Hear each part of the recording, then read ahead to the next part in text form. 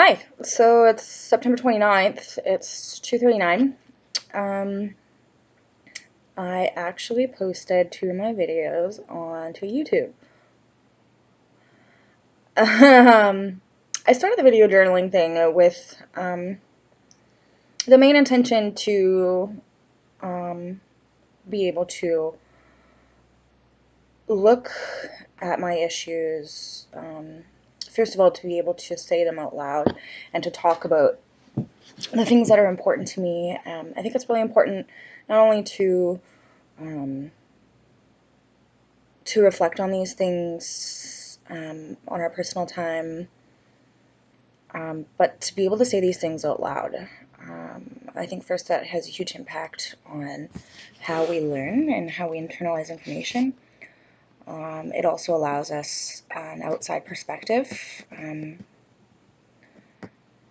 on our attitudes and the way we portray ourselves, and just a chance to reflect on those things. So oftentimes what I'll do is I will journal in a book. So I'll write my journaling down.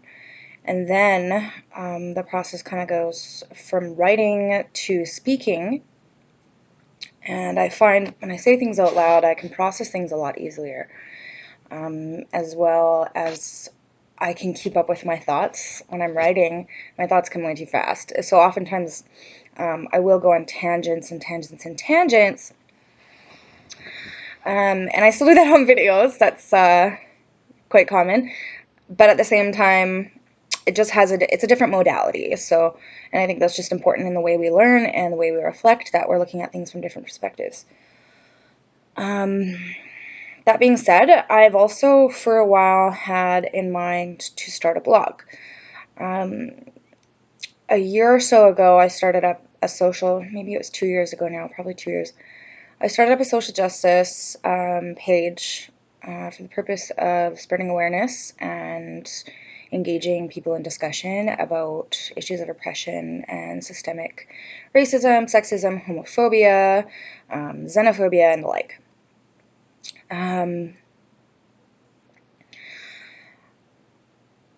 I stopped posting to that page. I found myself in a major burnout, especially involving myself in so many conversations online. As a feminist and a social justice activist, it's quite common to receive a lot of abuse and threats from the public. So that was really tough. I'm a really compassionate person. And so it's really hard for me to wrap my head around how people can be so blatantly abusive, especially to someone who isn't doing harm, but is trying to prevent harm and to try and help the world become less harmful.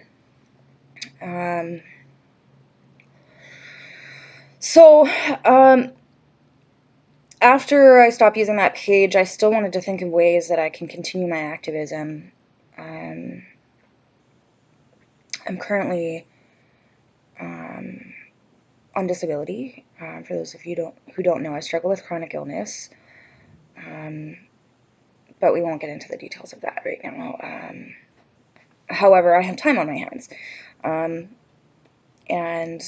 when you have a lot of time on your hands, but you're also experiencing illness, you need to be able to find ways to keep yourself occupied in a way that's meaningful, but also that doesn't demand too much of you, because as my fellow spoonies are aware, we have to conserve our energy so that we can care for ourselves adequately. So part of me has been thinking about starting some kind of a blog, considering a video blog. I feel like I can present myself almost more naturally via video. I consider myself to be more of an introvert, so I do have a hard time sometimes formulating my thoughts orally. And that's one of the reasons why I kind of use my writing journal as a supplement. and then kind of to formulate talking points, and then use my dialogue to kind of elaborate on some things, because I think I get different things from both modalities. So I really want to continue doing this. I'm not entirely sure how to get engagement, how to really start this up. So I might start with some research on the on video blogging. Like, honestly, I don't know if people are even interested in what I have to say. But I think it's really important to talk about these things. And I think one of the main reasons why I posted those initial 2 videos is because I think awareness of mental health is incredibly important. And when a lot of people look at those that are in the human services field, they don't recognize that we're humans also. Just because I'm going to school to become a counselor doesn't mean I have perfect psychological functioning. Statistics show that people take psychology and immerse themselves in these fields for the reason that they're trying to figure themselves out. And I don't think I'm excluded from that. I don't think I'm any exception.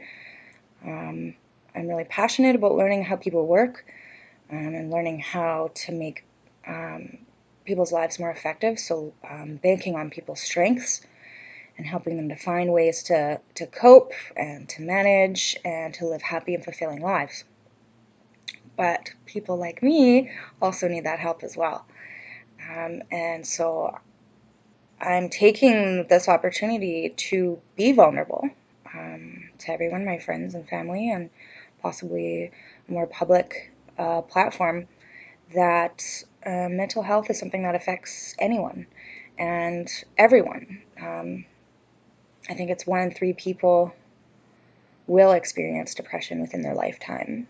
And that's a big statistic, because depression isn't just something that is fleeting, that you know, it's not a mood, it's not a feeling, it's a state, it's a way of being.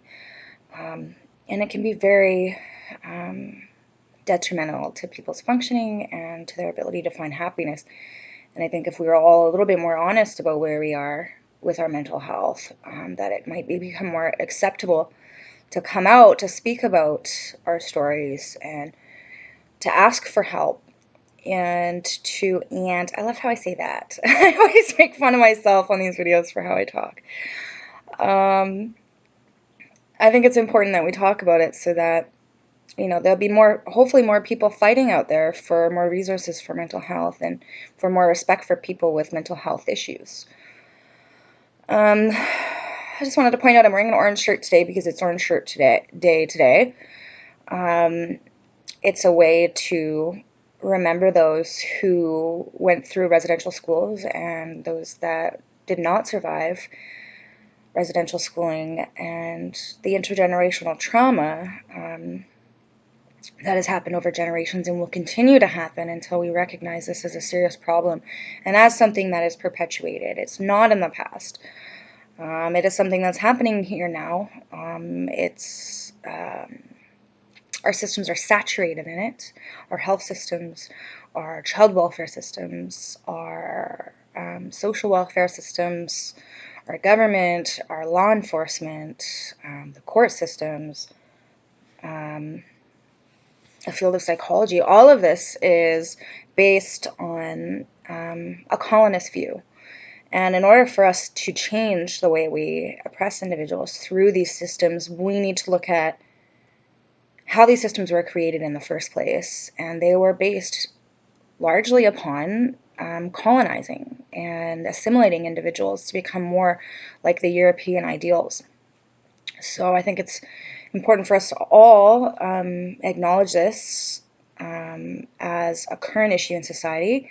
That's why we wear orange shirts today, to not only respect those who have gone through firsthand these experiences, but the fact that each and every Indigenous person is impacted in some way or another by the colonialism of the past. So if you want to talk about this issue, feel free to comment. Um, if you have any suggestions about video blogging or the like, or just want to pipe up, please do so. Thanks.